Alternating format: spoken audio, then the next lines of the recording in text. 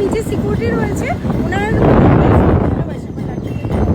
কাছে রেখে বেরিয়েছি, একটু বাজারে বেরিয়েছি আর কি। চলো দেখা যাক বাজারে কি নেবো, চলো।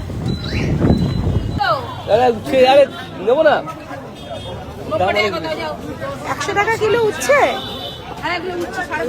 বাবা 250 গ্রাম দিতে গেলে কাঁকরোল কত করে? কাঁকরোল 80 টাকা কেজি। 80, 100 সব সবজি। বেগুনের গুণ নেই আর দাম বেশি। বেগুনের গুণ নেই, দাম বেশি।